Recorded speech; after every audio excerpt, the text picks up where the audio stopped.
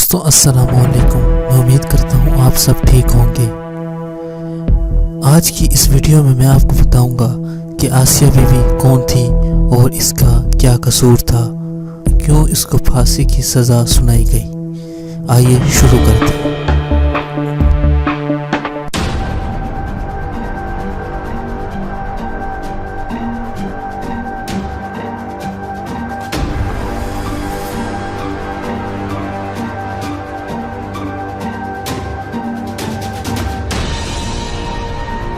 مسیح برادری سے تعلق رکھنے والی آسیہ نورین بی بی پنجاب کے ضلع ننکانہ کے ایک گاؤں اٹیاں والی کی رہائشی تھی، جو لاہور سے تقریباً 50 کلومیٹر دوری پر واقع ہے۔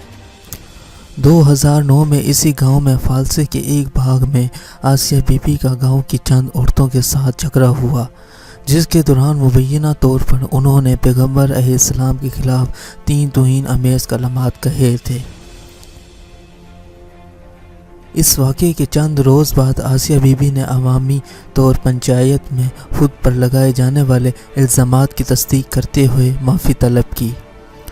الزام لگانے کے چند روز بعد آسیہ کو اٹیاں والی میں ان کے گھر سے ایک ہجوم نے پکڑ کر پولیس کے حوالے کر دیا۔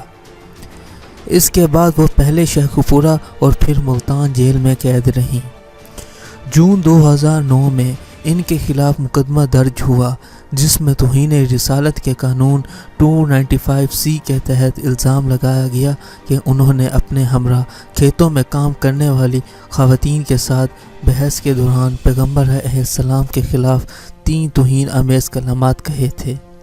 اس مقدمے کے مدعی ننکانہ صاحب کی مسجد کے امام قاری محمد سالم تھے، تاہم ملزم نے اپنے خلاف مقدمے کی سماعت کے دوران بیان دیا تھا کہ ان پر اسلام قبول کرنے کے لیے دباؤ ڈالا گیا اور انکار کرنے پر یہ مقدمہ درج کروا دیا گیا۔ 2010 میں ضلع ننکانہ صاحب کے سیشن عدالت نے آسیہ بی بی کو موت کی سزا سنا دی اور پاکستان میں یہ سزا پانے والی پہلی خواتین بن گئیں۔ آسیہ بی بی نے اس فیصلے کے خلاف لاہور ہائی کورٹ میں اپیل داخل کی۔ 4 سال بعد اکتوبر 2014 میں عدالت نے سزا کی توسیع کر دی۔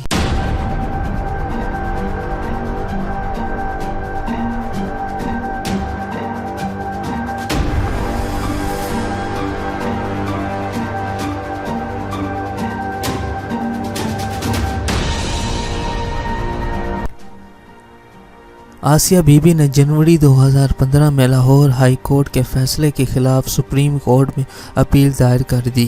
سپریم کورٹ کے 3 رکنی بینچ آسیہ بی بی کی سزا کے خلاف درخواست پر ابتدائی سماعت جولائی 2015 میں شروع کی اور ان کی اپیل کا باقاعدہ سماعت کے لیے منظوری کرتے ہوئے اپیل پر حتمی فیصلہ تک سزا پر عمل درآمد روک دیا۔ وکلاء کے مطابق یہ پہلا موقع تھا جب سپریم کورٹ نے تعزیرات پاکستان کے دفعہ 295C کے تحت کسی مقدمے کی سماعت کی ہو۔ اکتوبر 2016 کو سپریم کورٹ کے جج جسٹس اقبال حمید الرحمان مقدمے کی سماعت کرنے سے انکار کر دیا۔ ان کا موقف تھا، چنانچہ وہ اسلام آباد ہائی کورٹ چیف جسٹس حیثیت سے سابق گورنر پنجاب سلمان تسیح کے قتل کے مقدمے کی سماعت کر چکے ہیں اور یہ مقدمہ بھی اسی سے کسی حد تک منسلک ہے، اس لیے وہ اس کی سماعت نہیں کر سکتے۔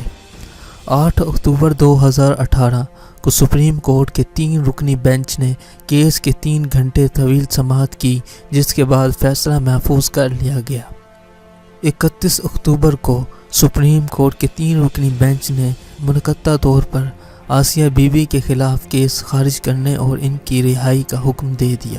سپریم کورٹ کے فیصلے کی بنیاد FI درج کرنے میں دیر، جس کے بارے میں کوئی وضاحت نہیں، گواہین کے بیانات عدم مطابقت، آسیہ بی بی کے غیر عدالتی اعتراف جرم پر انحصار، عدالتوں کی جانب سے آسیہ بی بی پر لگائے جانے والے الزامات کی صحت اور ان کے ماحول کے تناظر کو نظر انداز کرنا۔ توہین مذہب کا الزام تو آسیہ پر لگا تھا، تاہم ان کے خاندان بھی اٹیاں والی میں رہنا مشکل ہو گیا۔ وہ اپنے گھر بار چھوڑ کر دوسرے علاقوں کی طرف چلے گئے اور بلا آخر برطانیہ میں انہیں پناہ مل گئی۔ آسیہ بی بی کے مقدمے نے ملک کی رائے عامہ کو 2 حصوں میں بانٹ دیا ہے۔ پنجاب کے سابق گورنر سلمان